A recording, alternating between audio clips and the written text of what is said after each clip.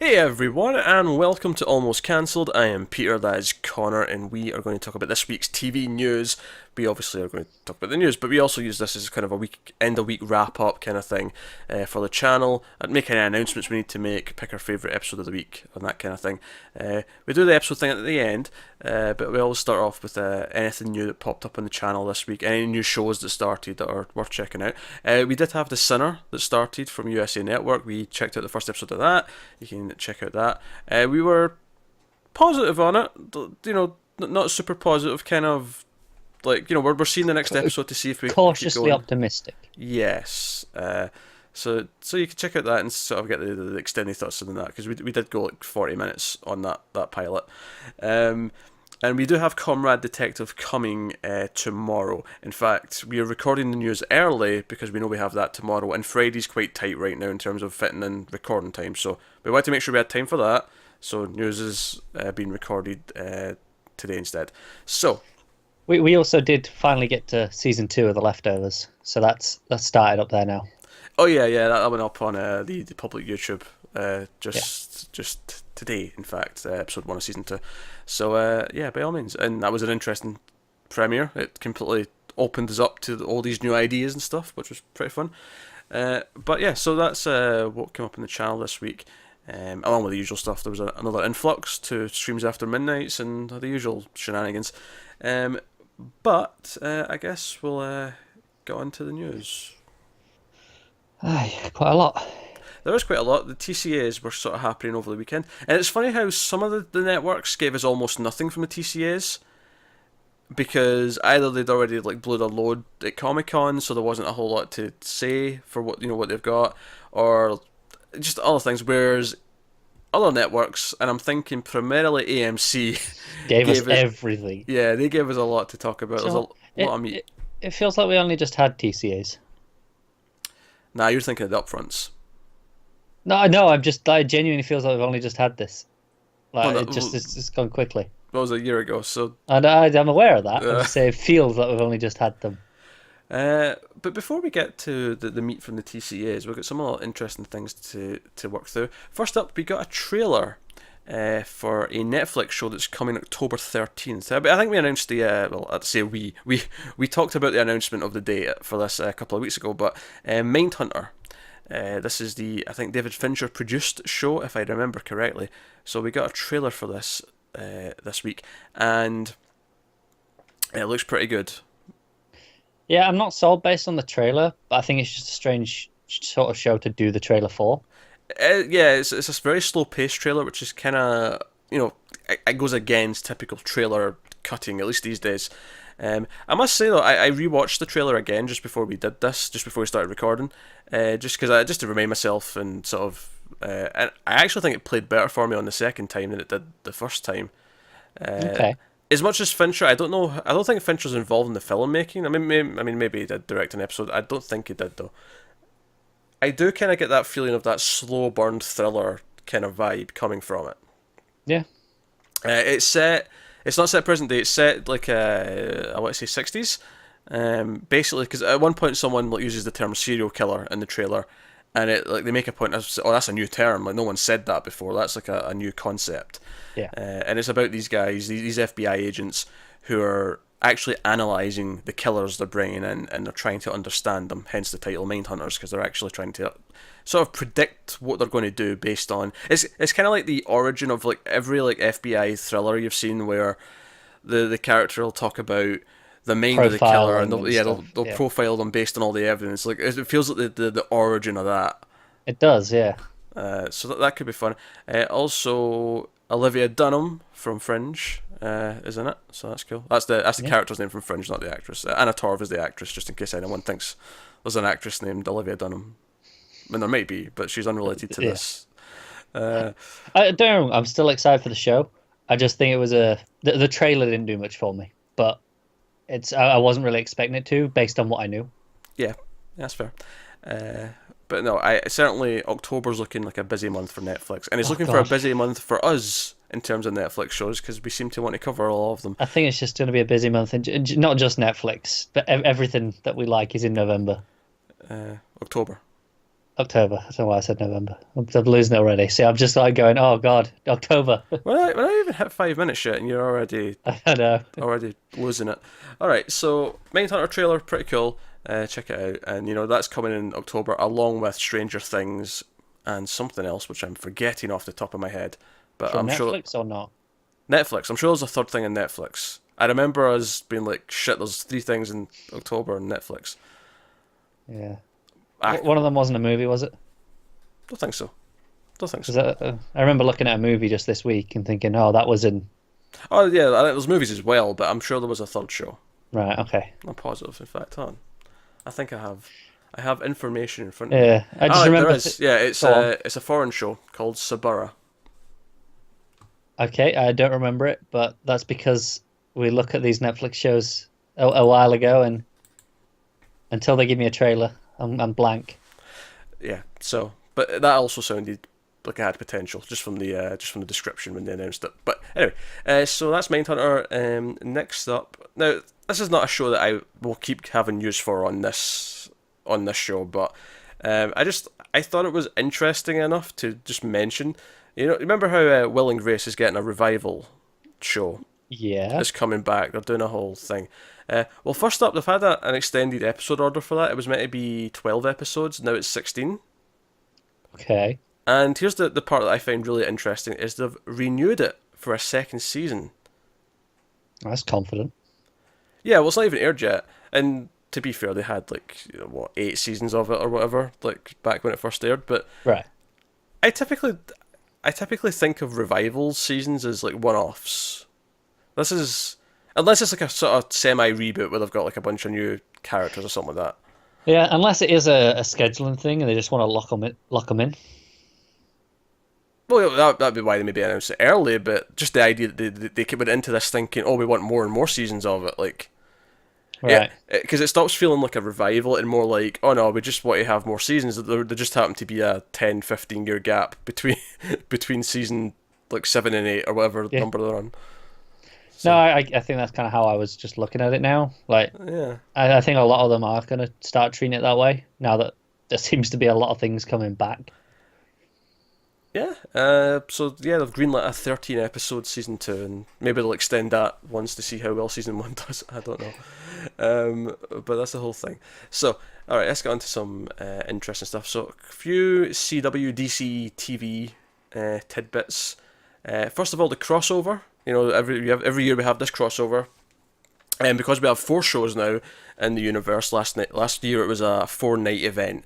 This year Sort of. okay, one of them sort of, because it was kind of 3.5, but whatever.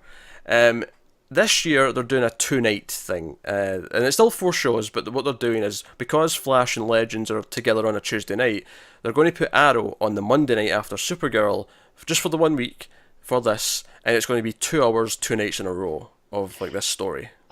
I think they had to, because Arrow got moved to the Thursday now, because it swapped Yeah. slots with Riverdale, didn't it? So I think they had to do this, because otherwise you'd skip a night. And that would be weird. I don't think you'd had to, but I think it's smart. I think this makes it feel more like a condensed event because it's just 2 nights and it's like 2-hour chunks. I think doing one a night worked as well, because you go, right, come back every night for the next bit. That makes sense to me. But I think skipping a day for marketing reasons would just be horrible.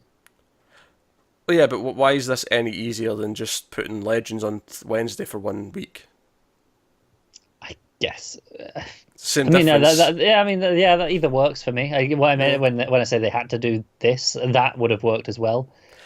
Just they had to keep the consistency, I think. I like this because it's different. I like this that it's 2 concentrated chunks instead of 4. It'll make it feel like it's a bit more different, and it also means that I'm pretty sure Supergirl will be more a part of it this year. Yeah, they did confirm that a while ago, I think. Yeah, but even if they hadn't, though, I feel like this would have confirmed it, because it's Right. like, okay, it's like you're putting it back to back with another episode that has to be more involved. Also, we don't have to end the story on Arrow. That is true. It ends on Legends. That's a very good point. So that's the thing. That's it's actually coming a week earlier this year, because it's the last week in November. Traditionally, it's always been about a week into December, but this is actually November 28th starting on. So, Slightly early, slightly early. Sticking with DC show news, we have The Flash season 4 has added a recurring, a cast member, but for a character who will be recurring, and that is Ralph Dibny, aka the Elongated Man. Uh, First of all, I hope they actually have him be Elongated Man at some point. They have to, surely. I'm a little bit concerned about what the visual effect is going to look like, but Okay. other than that, I I, want it. I don't care if it looks goofy as hell. I want to give them credit just for doing it. So I mean, like except all right, this isn't going to be as good as some of the other effects, whatever, but got to be done. Not to be confused with Plastic Man, who of course also has stretchy powers. All right, of course. And is also a DC character. This is cool. I like Ralph Dibny. Not that I'm super for like. I know him from two things. I know him from Identity Crisis and 52, which are what modern DC kind of did with him of note. Otherwise, he's not that big a character. But it's a cool little addition. It's the sort of character who's never going to have his own show. So yeah, throw him in. Might as well have him. He's the sort of character that they can get a hold of quite easily. Like they're not going to be fighting with any execs over having him. So the description they've given out for him, the Elongated Man is one of the Flash's allies, who by day is a fast-talking private investigator, and by night costumes up to patrol the streets and fight crime thanks to his ability to stretch his body to any shape or form. So there you go. And he's So we have to have him stretching on the show then. I guess that's we do. Their description. That's true, yeah. If that's how they're... Yeah, but I think when I read that at first, I almost just said that's what they're saying he is in the comics, rather than... Maybe. But anyway, what it does say about him in the show specifically, though, is that he will help... Oh, it says he's got abilities. But then again, is that the PI abilities? Especially given that it says he will use his abilities to help Team Flash solve one of Central City's greatest mysteries. That sounds like crime-solving abilities. It does, but I want some stretching. I think there'll be some stretching. I feel like we won't get it at first. I mean, it's the Flash. I can see it. I can see us being introduced to him stretching first, and then that'd just be it. But part of me hopes they sort of like build tease to it. Like, yeah, like maybe he like does it in the background at one point, and they don't notice. Like, how did you do that? And like, what are you talking about? Like, and he plays with it. I want him just to reach for HL's coffee from like go round behind him. That'll be tough, given what happened in season 3. But okay. I'm wishful thinking. Damn it. Okay. Just let me have this. So sticking not quite with CW but with DC news, this was a late edition. This just happened. We have the first bit of casting for Titans, which is the Teen Titans show, which is coming to the DC service, the streaming service that they're launching next year. We don't have a name for it yet, do we? We don't have a name for it yet. We do know, though, like, one of the things we speculated at the time, this is obviously less to do with TV, but we speculated that it would also be DC Unlimited, which is, because Marvel have this thing where it's like a subscription, and any comic book that's older than 6 months you have access to read. And DC don't have that. But answers they gave at Comic-Con, in terms of comics, just, DC said that they had no plans for a service like that. I think it was Didio said that it was afraid it would devalue their comics. Yeah, that was a specific quote, but generally the overall just was, we've talked about it in the past, but ultimately right now at least we don't have any plans for it, which means okay, I guess that service does, which makes me think, okay, so what, this service is going to have 2 shows and that's it? Yeah, 2 new shows I get at least, plus the back content. Which, to be fair, that's all assumptions. As far as what it's going to include in terms of back content, so it's not a lot to go on if you want to pay for a service. It better be cheap. Like if they're going to have to come out with a strong announcement, I think, to say, right, this is what you get. Yeah, they're going to have to promise a lot more content coming in the future, and I think they have to make it cheap. I don't think just a couple of shows is enough to justify it for most people, even if you're a big DC fan. I think it kind of reminds me of what CBS are doing with Star Trek. I think that's a lot of the general assumption is, do I want to pay for this for one show? Withhold those comments for later. Okay, I'm clearly not looking at the news this week. Withhold those comments for later. So yeah, we have a bit of casting. We have Raven has been cast. Raven, of course, I'll give you their description. Raven, described as the daughter of a demon, is a powerful empath who must keep her emotions in check or risk unleashing her demonic side. That's relatively accurate, presents it. But yeah, Tegan Croft has been cast. Not that you expect to know who that is because she's a newbie. I think she's been in some stuff in Australia. She's an Australian actress. I assume she'll be doing an accent for Raven. Yeah. What struck me about this is how young she is. She is 13 years old. Right, and obviously this is Teen Titans, of course, but I think I've just got so used to everything just, aging it up for TV, just because it's easier. Yeah, I think we were all expecting a bunch of 20-year-olds pretending to be 17, It's 18. especially when they called it Titans, not Teen Titans. I was like, okay, they can get away with it a bit more. Oh, see, I never actually. The name actually never struck me as an indication that we're going more towards, the comic book Titans, which is the older versions. I always just took the name as, oh, that sounds cooler to just take away teen. Kind of like how Arrow doesn't have the green in front of it, even though Green Right, Arrow sounds better. But right. like, same logic. Yeah, I just assumed they were using it as an excuse if they weren't teens, is all. Yeah. Um, but that's just cool. Obviously, I'm expecting a range of ages. Like I think Dick will be a bit older. Yeah, he'll be maybe 17. Yeah, he'll be 16, 17. He'll be the leader. Um, yeah, I'm actually kind of excited with this younger casting. I think it might be an interesting. I think it's going to feel like it's a different type of show to a lot of other Right, TV. it could backfire because sometimes when you have some younger actors, it doesn't go as well. Yeah, I think you're going to have Dick and Starfire be a bit older. You may have Beast Boy in the middle. Yeah, Who else did they say was going to be in it? There was another. I can't remember they were a bit cagey. They were just hinting, weren't they? They never actually gave us a lineup. No, but there was. They confirmed 3 female characters, which is why I know I'm missing one. Did they? Raven, It's not Starfire. Terra? Wasn't Terra. Don't remember. Oh, was it a Wonder Girl? Ago maybe. Was it Donna Troy, maybe? It may have been Donna. I don't know. I can't remember. I remember them having 3 ladies confirmed at least. But yeah, so that's cool. I mean, obviously, the name doesn't mean anything. I think the news here is that it's a 13-year-old. I think that's the big thing that I was Right. taking away from this more than anything. Same. And also just to, just remind us, it is chugging along. It's not, at least right Yeah, now, it feels like it's it's, happening. It yeah. feels like. Well, I mean, they won it 2018, so it's on schedule. So far, who's to Yeah, say? so far. So next up, well, apparently they've confirmed that the Stephen King's Dark Tower TV show is going ahead because they've brought in a showrunner, Glenn Mazzara, who honestly I was positive I already knew this, which makes I'm me. sure we've spoken about this. He must have been in talks. He must have been like a front runner at some point, and now this is just them confirming it. So it doesn't really feel like news that much. Honestly, the only reason why I even put this in, I wasn't even going to put this in the news, even though you told me about it. I was going to leave it out because I thought it's not really news because we already talked about this. Because this is the first time we've talked about this after the reviews for the movie Yeah. have came out. I think it's very interesting that they released this news on the same day. Yeah, and especially there was a particular bit of phrasing in this article which really stuck out to me. It said it was going to be independent from the movie, which is contradicting every other single bit of news about this TV show I have ever read. Yeah, it was always telling me it was going to be Idris Elba was still framing it, Yeah, right? Idris Elba was still meant to be in it, and then in the article as well, it said it was independent, and then later on in the article, it never said Idris Elba was starring in it, but it said Idris Elba, it gave a quote from Idris Elba saying what the series was going to be, and I'm like, Yeah, I was under the impression the original plan was to have Idris Elba, in the future, so to speak, or the present, which is the film, and him being the framing device and narrating the story. He's telling the story to some kids around the campfire or whatever. Yeah.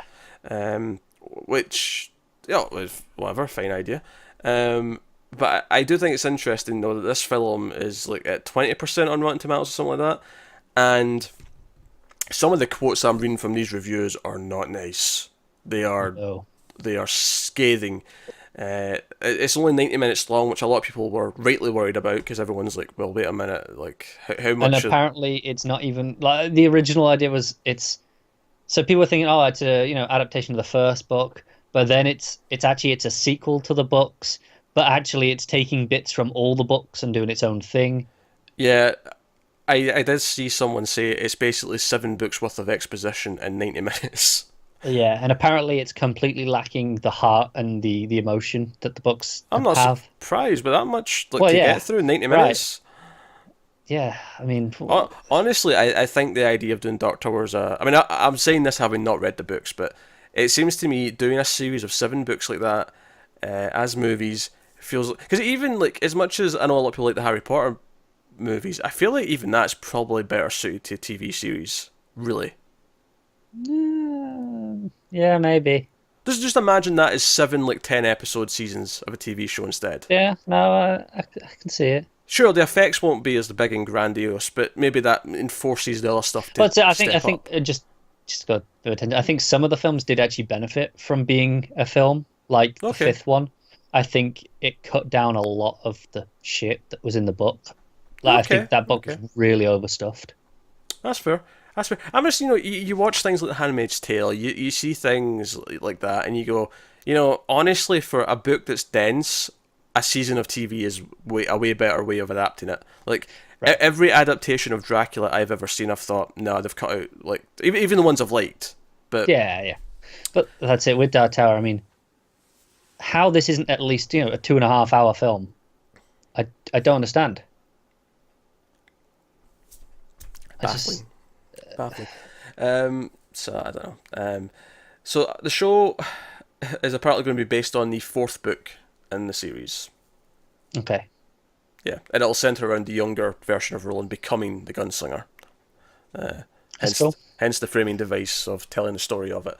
But there you go. So apparently that's still happening. I do suspect though, if this movie tanks hard, they will either reconsider or this whole it's independent from the movie thing will start to Takes off become. much harder. Yeah. Yeah, like it's like, yeah, we're not going to have Idris Elba doing the framing device anymore. It's just going to be on its own. I do think it's really interesting that they put this because obviously they put this news out the day of all these reviews hitting, and I think it's that it's reassuring, isn't it? It's going, hey, look, we see these reviews are bad, but we are moving ahead with this. That's kind of the general tone of all of this news. I do generally wonder though if they're going to distance, even if it was meant to be connected at first, like if they're going to distance themselves because oh no, that's got bad mojo Tarnished, now. yeah. Let's do it on its own. And honestly, it's probably still going to be too soon after the movie. Like it feels weird that these are developed in sync almost. Yeah, it was a nice idea, I think, Oh yeah, but the practicalities of it were never going to work out, I don't think. yeah. I mean, just look at the Marvel movies and the TV shows and how they barely connect because it's so hard to like sync up a Oh movie yeah, the, schedule the and two divisions don't speak to each other basically. yeah. So there we go. So let's move on to Superstition, which is a show we knew about. This is an update on a sci-fi show. Um, I basically just to confirm this is going to be 12 episodes long. And the real news here, I mean, they announced like a big cast list for it, but none of the names were anything. Like we don't know how, the characters we don't know, the names, the actors we don't know. So there was no point to talk about that. But the news here is that Netflix have picked it up for global distribution outside the US. And that's a few shows that have done that with sci-fi now. So it feels like there's much like the CW, it feels like there's a sort of ongoing relationship where they're like, yeah, you take care of the rest of the world, and Yeah, it's working out well for Netflix's numbers. oh, I'd imagine And so, yeah. for the networks, be that CW or Sci-Fi, they're going, all right, well, we've got a pretty much guaranteed safety net of budget here. Yeah, and I think that's what's helped. I think it's obviously stuff like The Expanse has got a big budget, and they did that before they made the deal with Netflix. But I think that's maybe ensured that beyond seasons kind Yeah, of it, idea. it reminds me of the situation with Hannibal, where season 1 to season 2 it was really in doubt, but because it had like this European production company that was like, yeah, whatever, just put money into it. NBC didn't have to put anywhere near as much, so they went, yeah, okay, we'll give it another shot. So yeah, so it's going to be 12 episodes long, and I'll just remind you what this is about.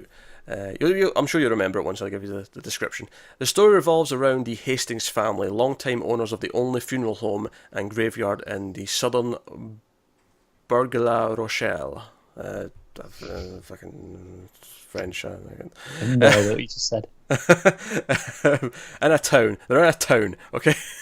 In addition to providing services for all faiths, the family specialises in handling afterlife care for unexplained deaths at the hands of demonic infernals, as well as unworldly phenomena. Although the way I said it worked as well, to be honest, that have long haunted the town. Over the years, the Hastings have developed a skill set in the dark arts to help combat the infernal problem. Using arcane weaponry, brute strength, mystical alchemy, and a deep knowledge of the occult and ancient lore, they quell the evil within the shadows. Sounds pretty good. I'm down. Yeah, it gets really interesting as it goes along. So... yeah, that's good. So Superstition, still a thing that's happening. Mainly, I just wanted to remind you that it existed more than anything else. But Yeah. Netflix outside the US, and 12-episode order, so good stuff. So a couple of new comedies before we get to the really meaty stuff. All right, let's do it. Freeform has given a pilot order, and you've already lost interest, I know. Sorry, automatic tune out. It's called Now and Then, single camera. It's an ensemble. Now and Then is about a group of old college friends who have lost touch over the years, are brought back together unexpectedly for one wild night, only to be given a new lease on life and friendship. Reuniting as friends gives them the opportunity to discover who they always promised each other they would be. Sounds like a Freeform show. Sounds whatever. Yeah, not quite the Mermaid War show that you're looking forward to. It's not, no. So Netflix have announced this is actually a sketch show, by the sounds of it here. Netflix have announced, and they've actually cast a bunch of actors in this as well, which is part of the news. It's called The Who Was Show. The Who Was Show. I'm repeating that because it sounds so weird. You're probably thinking, did I hear you right? No, the Who Was Show. It is a historical comedy sketch series that introduces kids to leading figures from the yesteryear. So it's a comedy show, kind of a kids show, it's a whole thing. So it's presented as a show within a show, and the cast will play themselves at Who HQ as they prepare to play famous and infamous characters from the past through a mixture of sketches, songs, and animation. I'm so glad I'm not drinking now, because I don't think I'd have followed that. In addition to a host of yet-to-be-announced celebrity cameos, Andy Daly from the Comedy Central's Review will play the role of a meddlesome TV executive in each episode. This sounds strange. I'm not sure if I'm interested or not. Yeah, it's not the sort of thing that we'd probably even cover the first episode of, but I just thought it was such a wacky, weird concept that, I'm going to mention this. Yeah. But, no, so that's a thing. So it sounds educational, I guess, would be my thing. So I promised you some CBS All Access news. Oh, you did, didn't you? I did. I teased it earlier. So we actually, CBS All Access have announced 3 new shows. Well, I'm out of the loop. Coming to their service. And yeah, we always said they have to have more than just the one Star Trek show. They have to have something else. So here we go. We have the first project, which is called Strange Angel. It is a drama. It's based on a book by George Pendle of the same name. It explores the real life of Jack Parsons, a man in 1940s Los Angeles who helped pioneer the field of American rocketry. And by night, do you know what I love descriptions like this, where it goes in a completely different direction after the first part. You can tell which ones you've read in advance as well. Yeah, because honestly, that first part sounds fine. Oh, American rocketry, he's doing, rocket ships. He's doing, it sounds like a fun idea for a show, like exploring I'm intrigued. History of that. And then it goes, and by night is a performer of sex magic rituals and a disciple to occultist Aleister Crowley. Oh, I'm so down. I am so down. And it's based on a true story. Do you know what? I just I don't know if you got this comment, but this is kind of reminded me. It was one of the CBS producers, one of the network execs, was saying that they actually really want to get away from old procedurals and the CBS show that we think of. Oh, good. They were basically saying, when they were. It was a question about why haven't you got more like female leads in your shows and other representation. It was a lot of hubbub this week about that actually, because basically someone looked at all of their new shows coming this fall, and every single one of them was a male lead. Right, and that was the question that was at one of the TCAs, one of the panels where they answered, and they basically said the reason that they're moving towards it, but they inherited so many shows that already existed, and so there was a finite slate. And then they said they did have like an equal amount of female-led shows in development to the pilot stage, but they ultimately didn't pick them up because of just the overall show quality, is what they said. Yeah. Yeah. So it sounds it's a bit of a weak. It is. That's what they argument said. There. It is, yeah. But also they were saying in this conversation that they recognize the need to not just diversify the cast, but the type of show that they're doing as a whole. So maybe we can be interested in some CBS stuff in the future. maybe. Well, in my head, CBS All Access and CBS are completely different entities. Right. Because Right. Showtime's technically the same company as CBS, but I don't expect CBS shows from Showtime. No, of course not. I Uh, just this was close enough that it reminded me. Very good. Um, I actually, I just remembered a story that I forgot to include here. Um, I, I think of a story that I think you've forgotten as well. is this Star Trek related you're thinking of? No, it's not. This has nothing to do with this, but Okay, right. it wasn't in your usual section. So unless you're surprising me somewhere, we'll Okay. get to it at the end. Maybe I deemed it as not newsworthy enough. Oh, yeah, and I will fight you on it. Sure, I'm sure you will. Um, but yeah, the story I missed, I don't have it in front of me, but there was just, and to be fair, I understand why this wasn't on a lot of the news sites. Basically, there's some early buzz that CBS All Access are wanting to develop a Star Trek, another Star Trek show, well, on top of Discovery, which is a prequel series about Khan, and it would be set between Space Seed and obviously Wrath of Khan, Star Trek 2. So, which I is an think, interesting idea. It came out of nowhere. I do you know wasn't what, I expecting think that anything like actually maybe ties into. I don't know if it was last week or the week before. We were talking about how the stuff came out with their split with Fuller, and he wanted it to be an Yes. anthology show. So I wonder if they've kind of taken that idea to heart, but gone, no, we'll just do it with multiple shows instead. Hmm. And I wonder if this would be a one season deal. Like maybe this would be like just an anthology idea, like kind of like how almost like Star Wars have got the trilogy and then they've got the spin off movies. Maybe they'll have okay, Discovery's the main show, but we'll have these like limited one off seasons of other Star Trek stories in Right. between. I don't know. I'm just guessing. That'd be a cool way of doing it. Yeah. Um. But yeah. So fun idea. We'll see if that comes to anything. But the Ernest and all two shows, as I said, there was three Yeah. total. The We'll get Ernest back to those now. TC is. Next one's a comedy. Oh, by the way, that last one was being produced by Scott Free, so Ridley Scott's loosely attached. Um, so this one is being produced by Will Ferrell and Adam McKay, and is a comedy called No Activity. So set against the world of a major drug cartel bust, the series follows two low-level cops who have spent far too much time in the car together, two criminals who are largely kept in the dark, two dispatch workers who haven't really clicked, and two Mexican tunnelers who are in way too small a space considering they've only just met. Which is a weird description. I'm almost picturing like the entire season take place in these locations with them just Yeah, like one in the bickering. dispatch room, one in the car. Yeah, like just these four different scenes, but they're all related. Like they're all like connected to this same drug bust in some way. Yeah. But I can almost see the entire thing just be like all these scenes with just like two man or two person teams, like Yeah. in it, and that actually kind of appeals to me. I think that's quite inventive if that's what this is. Right. I was, you were in that description and I was like, this sounds all right. This is Which inventive. it does. It's not something I often say, you know, from especially Will Ferrell. Not Well, I mean, that it's, big. it's their company, Funny or Die, that are doing it. I don't know how much, Right. direct Goss. involvement like they're involved with, but it sounds interesting. Like that first one sounded interesting. This sounds interesting. Can the third show also I like how you don't actually know. get a guess? I will once I start reading it. I did read these before. I forget. Forget. Okay, like All right. So the third show that CBL Access announced is in development is $1, and it's not spelled out. It's just dollar sign one. That's the name of the show, which it's going to be a nightmare to Google if you if you want to search for it later.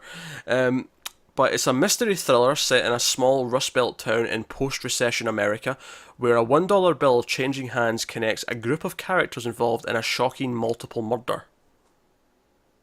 See, this sounds interesting again. It does. What's going on? CB All Access is starting to look like it might be might be worth the subscription at this point. Yeah, I mean, we're there for Star Trek, but Yeah, you got a bunch of stuff here. You get even a comedy that sounds interesting. You get a real historic a thing there. variety of content as well. Like it's different things. Yeah, this whole idea that this $1 bill is getting passed around from various people is what connects them all, but they're all connected to this one murder thing is interesting. It is. Again, it sounds like it could potentially be quite inventive, depending on how they're doing that. Yeah.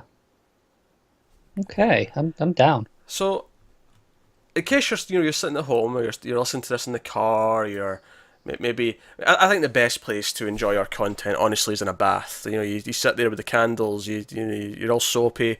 I feel like that's the best place to enjoy the dulcet tones of myself and whatever sound comes out of Connor's mouth. But if you're sitting there, you're thinking to yourself, that CBL All Access section was good, but it wasn't quite meaty enough. Oh, is it time for AMC? Well, luckily, I've got an AMC slate of about 8 shows to delve into. Now, admittedly, the descriptions for all these are actually quite short. They're basically just 1 or 2 sentences each. But lot of things to ponder. I saw the whole list and then I'm gonna wait to look. I'm not gonna look at all that. I've seen like 1 or 2 of the bigger ones. Yeah, okay. So, first up, they've greenlit a 10-episode season of Dietland, which is from Martin Oxon, who, of course, worked on the hit show Buffy the Vampire Slayer. We had to get it in somehow. Hey, they give me a name. I know. I can't even argue with that one too much. You're not even stretching. And it's based on a novel. Surprise, surprise. Everything's based on a novel these days. But Dietland, which is set in the beauty industry, is a part character drama and a part revenge fantasy exploring society's obsession with weight loss and beauty in bold, original, and funny ways. Didn't have an S there. I had to add that on myself. Or an A previously. In a bold and funny way. In a bold, funny, in a bold, original, and funny way. Oh, I guess it kind of works. Yeah. It kind of works. It sounded weird though. Maybe it was the way I phrased it, but aye, okay. So that's coming in 2018. I'm not sure. I mean, I think the revenge fantasy part of it is like, oh, okay, right, okay. There's maybe something more good on here. Yeah, but it's the beauty aspect of it. You're like, okay, that industry doesn't interest me. So also, I had no idea that Martin Oxon also worked on Mad Men, so I feel like that's maybe where it's going to feel a bit more like. Maybe that's what AMC have greenlit this for. They want another Mad Men. They're like, okay, give us the Mad Men of the fashion industry. Go. Right, and that's it. I mean, it's not to say that I can't be interested in that, but it's fighting an uphill battle. It's got to get me interested beyond just what the concept is then. Yeah, now it's down to quality and how it's done. But chances are that's probably not one for us. Yeah. But that's okay. They've got We've got 7 more to go. Trust me, there's a few things in here that are up our alley. Next up, we have the Untitled Rainn Wilson project. I'm in. Which is coming from Rainn Wilson and Bob Odenkirk. Oh, I'm definitely in. No, I don't think he's actually in it. I think he's just producing with them. But Rainn Wilson may or may not be in it as well. I don't know if he may just be producing it as well. They may just be just producing. However, they really didn't give us much info, did they? It is a 1-hour scripted series following an alien entity that takes over a poly-addicted middle-aged man living in the San Fernando Valley. Even that doesn't tell us a lot. However, it tells me enough to know I'm so in. Also, I kind of hope Rainn Wilson's playing that. That sounds perfect for him. It kind of does, yeah. But yeah, so no title on that. Can Odenkirk voice the alien? Oh, do it. He only does 10 episodes a solid year. He's got time. Exactly. I think we can't really play a game with that. I don't think there's enough information to try. No, they haven't given us enough. Abducted. Just keep it simple. No, it's more like possessed. No, I suppose. So I wouldn't call it that. But possession has different connotations. I don't know if it's kind of cookie. You could play with a pun, like with extraterrestrial, like.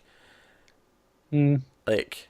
Listen, we don't even know the tone, so we can't do this. Oh, I just thought of a good one if it was like a bodybuilder guy. You could call it extra testosterone. I don't know if that's amazing or awful. Oh dear. Oh. Or if it was if it was someone who owned land, you could call it extraterritorial. Okay, let's move on to the next one. This is an interesting one. Shock Theatre, which is coming from I think the bit I copied didn't have his first name. I'm assuming it's Greg Nicotero. because that's the only Nicotero I know. But I could be wrong. It could be someone else. His first name's not. I forgot to fill in because there sometimes the articles will say the full name in another part, and they'll just say Yeah. Like I forgot to like make a point of putting in the first name, so I knew. But anyway, so this is an anthology series in which each episode tells a new sci-fi horror tale. That's not a lot to go on, but I love the name. I like sci-fi and horror. I like anthologies. Give it to me. If that's all the information they're going to give me, they've given me everything that I needed. You know, and we're not getting that new Tales from the Crypt, so this can come in and fill that void, can't it? Fill that void. So next up we have Underbelly, which is an anthology show actually. Although I don't know if it doesn't say, like, the last one was clearly episode by episode. This one might be season anthology. It's hard to tell. There's not much to go on. But Underbelly is a deep dive into the dark side of popular culture, using the horror genre as a lens to explore storylines related to the fan experience in an anthology style. I mean, I can see that leaning more towards episode. It does anthology. sound it, but given that the other one they just announced is also episode by episode, I'm just at least entertaining the idea that it might be a just full season thing. But that sounds great to me. Honestly, it sounds like Black Mirror. Right, but whereas Black Mirror is more about technology, this is just popular culture. And it's also, that's more leading towards sci-fi, where this seems like it's leading towards more horror. But it's just the fact that it's using the lens to explore a current social thing, it feels very Black Mirror to me. Which is kind of what horror and sci-fi traditionally do anyway. Sure, but it's an anthology TV show, so I'm thinking Black Mirror. Yeah. All right. Okay, so that's Underbelly, so that sounds interesting. Next up, Domingo and Elisa Tager are doing In the Middle of the Street, which is inspired by Domingo's play. So I think I've never heard of Domingo. I'm just going to say it could be a she. I have no idea. It's hard to go on with a name like Domingo. It's one word. Spell how it sounds. Yeah, Domingo. Yeah, straightforward. Although apparently the play that he wrote was called Dot. It wasn't the same name. But yeah. So In the Middle of the Street centers on a family in West Philadelphia, born and raised. No, I did that in. Who has to deal with old secrets in order to handle the challenges of their present. That's not a lot to go on. I've said that a lot about these, but it really isn't a lot to go on. No, this one in particular. It's really not, is it? There's just. Did you find out who Domingo is? I'm looking into it now. His name is, let's say that, Coleman Domingo. Okay. So I'm assuming a he. Yeah, there we go. See him now. Excellent. Okay. Apparently he's worked on Fear the Walking Dead, Birth of a Nation, Selma. Interesting mix of things. Yeah. Very interesting mix of things. I'm not sure what his role was in all of those, because some stuff he's listed as actor. I think he was an actor in all those things, actually. Okay, interesting. So, interesting. Yeah. But there you go. So that's In the Middle of the Street. So it sounds like a family drama. So maybe not exactly our type of thing, but you never know. Next up, we have Liking What You See, which is based on a short story of the same name. Liking What You See is set in the near future, saturated with media images of beauty, where one's town's residents have all voluntarily undergone. Now this is funny. I read this, right, and before I finished it, I went to Google this word. So this town have all went under this medical procedure called caliagnosia, right? And I'm like, what the hell is that? And I went to Google it, and then but just before I typed it, I looked over and read the rest of the paragraph, and luckily it told me. Oh, that was nice of it. Because I don't think it's a real thing. I think it's made up for the show. It's a procedure that eliminates the ability to perceive beauty. Okay. So we got a bit of a sci-fi show here. It's an interesting sort of twist on it. So you've got a future where everyone's obsessed with it, which, to be honest, just kind of sounds like today. It's not really much of a future, is it? Yeah. But this entire town get rid of their ability to notice beauty, and therefore we'll see how they function without it. Like, what does that do when they can't tell if someone's pretty or not? Interesting. It's an interesting idea. Genuinely interesting. It sounds like a A decent social experiment of a show. Yeah, again, kind of Black Mirror-esque, except this is like a whole show. This is the whole thing. Yeah, yeah. But no, I'm curious. Next up, AMC again. We're still on them. The Age of Miracles, which centers on a woman named Julia whose world is literally shifted when she learns that the Earth's rotation is suddenly and dramatically slowing down. Days and nights grow longer, gravity is affected, and people start to fall sick from a mysterious illness. Again, I'm intrigued. I'm honest. I mean, that's 7 out of 8, right? And I'd say we've been really interested in like 4 or 5 of them. That's pretty good going so far. It is, yeah. Pretty good And going. and the ones that we weren't, there was only one that we were actively like, yeah, maybe not for us. The rest was just like, it's too vague to know. Yeah, exactly. So that's the Age of Miracles. So yeah, interesting. So world's spinning slower. It's affecting the day-night cycle. Everything's getting longer, and then there's illnesses going around as well, which is probably connected to that, I imagine. One would assume. But there you go. So interesting.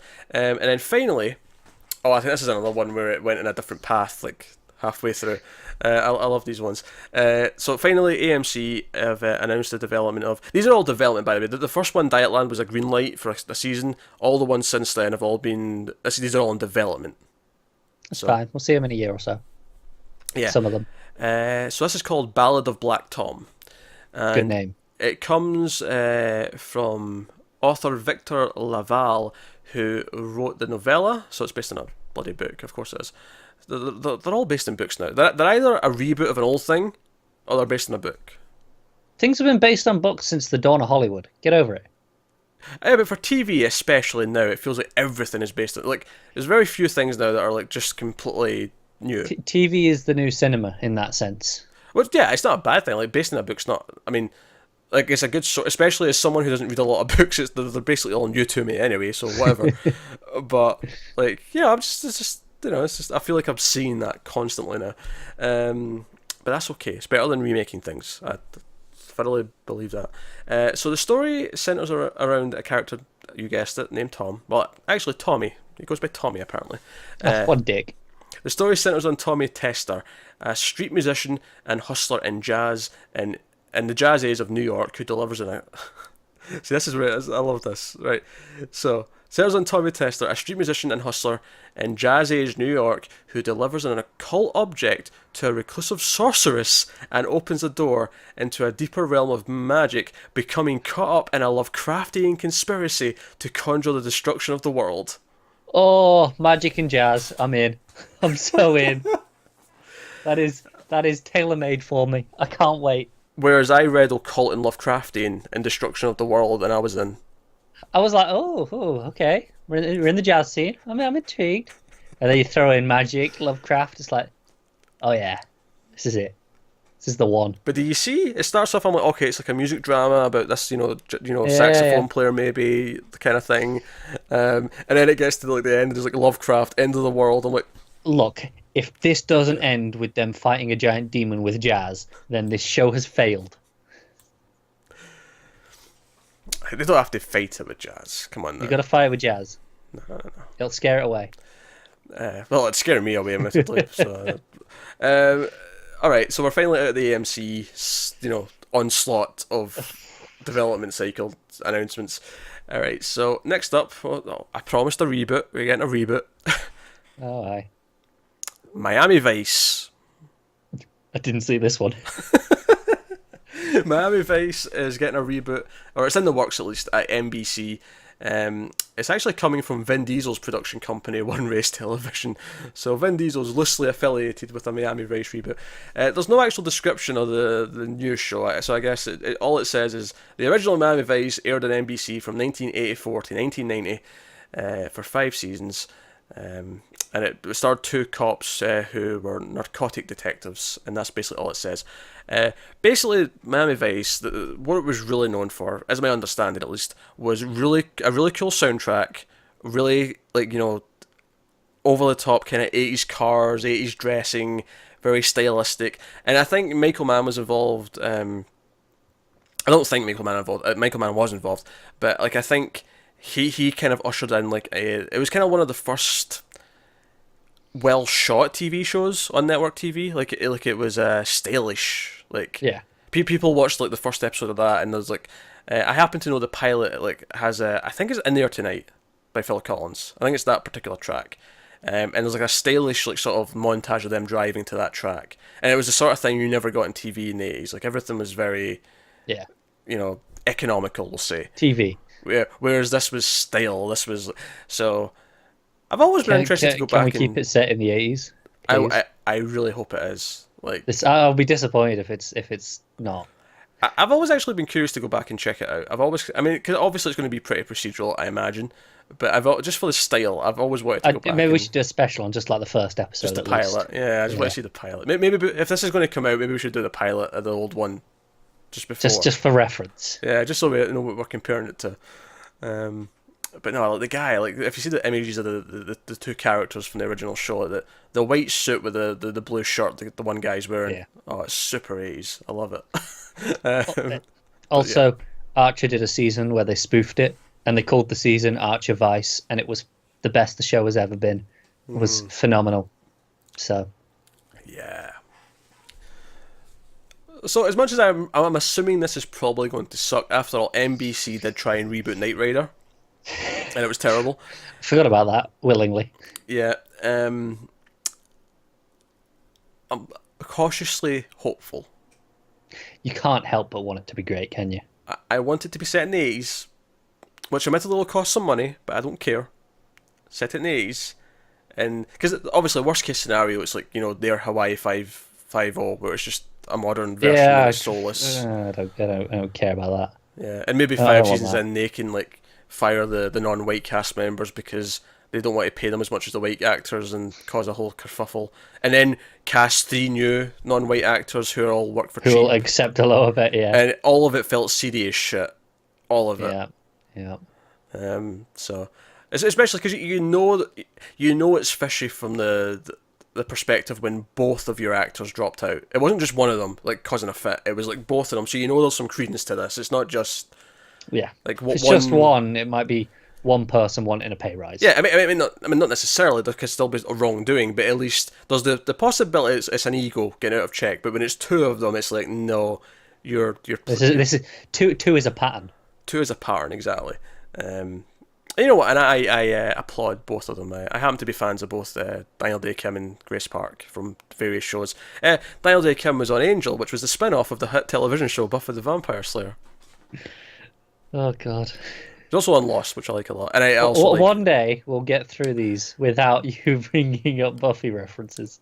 And I also like Grace Park from Battlestar Galactica, just in case anyone's wondering what I like. And no one cared. They just wanted to see you get your Buffy reference out of the way. Anyway, so that's Miami Vice, NBC in development. So next up, Starz is developing a new half-hour drama. Go and guess. Guess what I'm going to say next. Oh, surprise me by being completely No, it's referencing something I've said throughout this something video. you said. Oh, is it based on a book? It is based on a book. It's called Sweet Bitter by Stephanie Danler. I almost said Daniel there. Danler, that's a weird name. So Danler has also written the script for the first episode, and it's been developed with one of the producers or writers from The Americans, which gets a lot of praise. So I mean, it's got some, got some talent there, perhaps. I mean, I have no idea if he was like a showrunner, or if he was just one of the staff writers. I have no idea like how high up in the hierarchy it was, but it's a coming of age story. Sweet Bitter tells the story of Tess, a 22-year-old woman who shortly after arriving in New York lands a job at a celebrated downtown restaurant. Tess is soon introduced to the world of drugs, alcohol, love, lust, dive bars and fine dining. I'm not super into it, but if it's good. Again, yeah, quality could make that excellent, but the premise itself just sounds a little bit dry, Generic. I guess. Yeah, yeah. I don't know. I just don't feel like it's got anything that sets it apart. It's a bit dry. I can see them, because it's Starz, I can see this being edgy as possible with a lot of nudity and, like, oh, she's in this underworld now and she's in the big city and it's all, like, Yeah. I can see them doing that. And that doesn't really appeal to me, unless there's an actual good story at the core of it. But Or at least some style to it. with Stars, I kind of don't expect good, I guess. That's not to say that they've never done anything good, it's just I don't typically expect good from them. That's fair. Because they do have Ash vs Evil Dead, which is absolutely glorious. Yeah. For the record. Which leads us to our final story, and we're sticking with Stars. Stars is developing a new drama series based on the Divergent franchise. Christ, didn't we do this already? Well, this is the weird thing. It was announced originally after they basically cancelled the last movie. There was maybe 4 movies. They did the third one. It basically tanked, and they said, "Yeah, we're not doing that." But they announced, "Oh, we'll do a TV movie to wrap it up." Yeah. That seems to have vanished. Of course it has. Surprising no one. For whatever reason, it's gone. And they're calling the show Ascendant, which I think was going to be the title of the 4th movie. I could be wrong. I think it's definitely the title of one of the books, isn't it? Yeah. So they're doing that. Apparently, the writer and director are people who were going to be involved in the movie.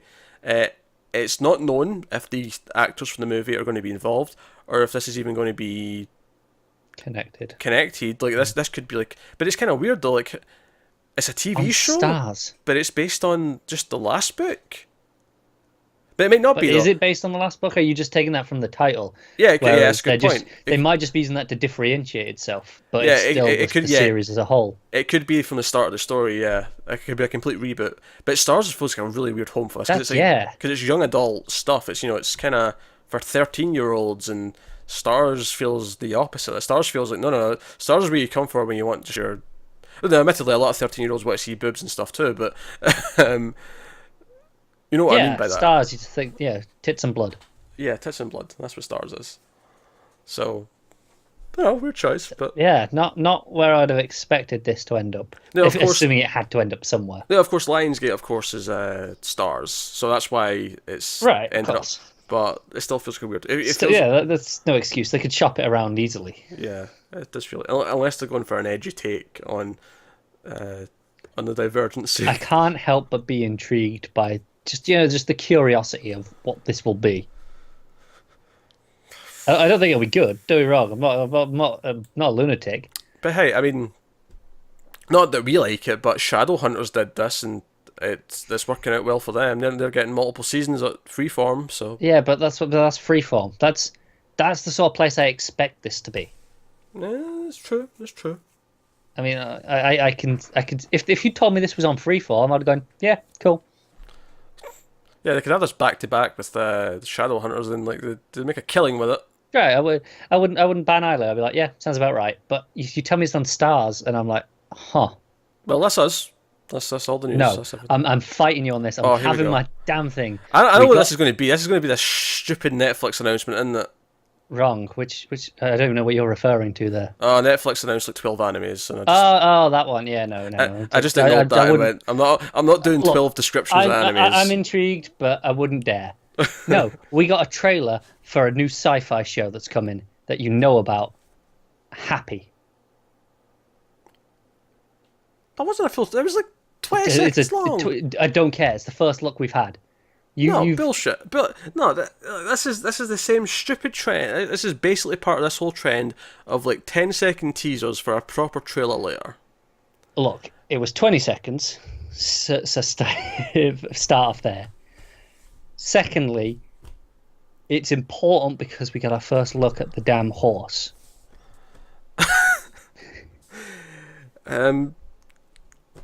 Explain that statement, because people, if they don't know what Happy is, and I don't even know really what Happy is beyond it being a Grant Morrison. Right, so it's based on a Grant Morrison comic where you have a hard as nails detective, ex-detective, PI now, and he gets involved with an imaginary blue horse. What do you mean he gets involved with an imaginary blue? Surely the imaginary blue horse shows up and he just has to go along with it because you can't get rid of him. Kind of. Getting involved makes it sound like he goes out of his way to find his imaginary blue horse. There's some life-saving going on, and there's a bit of a quest. I recommend reading it. It's fantastic. And so when's this coming? 2018 is all we've got so far. Okay. But But we got a first look because we got the news. I think we made it last week. Patton Oswalt is replacing whoever it was as Happy the horse. That's a I good think pick. we mentioned it. There was some scheduling issues is what it was. The guy there before was involved in a new, I think it might be a CBS sitcom or something. I don't think we did mention it, but that's good to hear actually. I like Patton Oswalt. So Yeah, exactly. I like him, and you get to see the horse and you hear him as it. So I'm like, right, this exists now. Because for a long time I kept hearing about this show and I wasn't sure it would ever actually happen. look at sci-fi. This is news. Look at sci-fi doing all this big stuff, all these big shows that sound interesting. Which actually, that reminds me, did we ever talk about what Krypton turned out to be from? No, we didn't. This would have been stuff that was missed last week. To be fair, there was a lot of stuff. There was a lot week. of Comic-Con stuff, and things fell through the cracks. Let's talk about this quickly, actually. Then, so I always hated the idea of Krypton. I hated that it was connected to Man of Steel, which first and foremost they've confirmed that it's no longer connected to that movie or any of the movies. It's a complete standalone thing, right? Okay, good. And I was always skeptical because it's like, oh, they're going to do all these things where they shoehorn all these villains. They kind of like Gotham, and it's like, oh, here's the early version of this villain, here's the early version of that villain, and it's like, and who wants a story about Kal-El's grandfather? It's kind of weird, that whole thing. So they revealed this really weird detail where there's a time travel element involved, and Adam Strange, who is a DC character, along with Hawkwoman, also a DC character, go back in time to this time on Krypton because there's some sort of weird time travel assassination plot to try and wipe out Kal-El from history by taking out his grandparents first. I can't help but be excited. Like, I'm intrigued. I need it now. Before, I was somewhat going, it could be all right because I thought the Krypton section of Man of Steel was the best part of that movie. I went from zero interest. And I don't know what I'm at now, but I went from zero to something. There is a measurable level now. Well, I'm excited for Adam Strange. I'm excited for Hawkwoman because it sounds like, oh, you're actually making use of these, smaller characters. That's pretty cool. But then you've got a Terminator-esque plot where someone's trying to like mess with history so that Superman never happens. Like, yeah, sure. Yeah, and I'll take it. I can't help but be like, well, I don't know what this show is anymore. But that said, that leaked pilot trail did look a bit rough. But then again, the fact that they've still not released that, and the fact that they've announced all these new plot details, makes me think they might have reshot a lot of it. That is quite possible. That makes me think they've reshot a lot of it. They did. I think there was like a 20-second teaser, and this was less to go on than that Happy one because it was just like a shot of Krypton, and that was it. Oh yeah, there was like a leaked 2.5-minute thing that was like all the plot and stuff. I never got to see that. It was gone before I got to it. And it looked like a bunch of young people who were just pretty and couldn't really act, and it was just kind of weird and awkward. But now I'm like, this is not what we were expecting. Oh yeah, now I'm like, okay, right, I'll give this a try. I mean, obviously I was going to hate watch the first episode anyway, but now this might be amazing. No, I'll definitely give it a try. So I'm in. But there you go. That's the news. Even some extras there that I wasn't expecting. So so now we typically pick our favourite episode of TV of the week, which right now, admittedly, there's a limited amount that we've got to watch on a week-to-week basis. Yeah. However, there is this weird thing this week where Twin Peaks was, a weaker episode overall. It was, yeah. That said, did I actually watch anything else that could even... You did. We watched, since the last one, we watched Room 104. Oh, that's a good point, because that was after the news. It was. I never even mentioned at the start that was a new thing this week. No, you didn't. Shame on you. Because it was so long ago, because it aired the same night we did the news last week. Yeah, okay, Room 104 wins then. So I'd actually forgotten about Room 104. I was going to go kind of Game of Thrones because it was more consistent than Peaks. But I'm going to have to go with Room 104. Room 104 was really good. Room 104 really impressed and surprised us. We are actually going to review the whole season now, and it's not a comedy, even though a lot of the articles before led it. I mean, some of them might be more comedy-like, but at least this first one was not. Anytime we've spoken about it on this news videos, it's always been referred to as a comedy, and no. Nah, that first episode, at least anyway, was not. It was a very tense, slow burn horror story. So yeah, and it was fantastically done. And it's an anthology where, if you haven't heard about it yet or you've forgotten about it, it's an anthology where each each episode takes place in this same motel room, but there's different characters in the room, and why they're there, what they're doing, all that kind of thing. And the first episode was a really, really good episode. So yeah, you can look forward to the rest of the season being reviewed. But no, so there you go. That's us. So we got an exciting new show to talk about in Room 104. And we have Comrade Detective coming. We had The Sinner this week as well, so interesting stuff. Content popping out, new TV shows. So check out some of that stuff. But otherwise, guys, that is us. So thank you very much for watching. Let us know what you thought of any of this news in the comments below. Like, subscribe, all that stuff. Get us on Twitter at mailed_fuzz for channel updates. If you want to support the channel, head over to patreon.com/mailedfuzztv. You can get some bonuses over there. And that is us. I'll just try to think if there's anything else that I've forgotten to plug or to shill shamelessly. Go do all these things. Thank you. Bye. That's us, guys, though. Thank you very much for watching once again. Keep watching TV. We'll see you next time. Have you got any vanilla?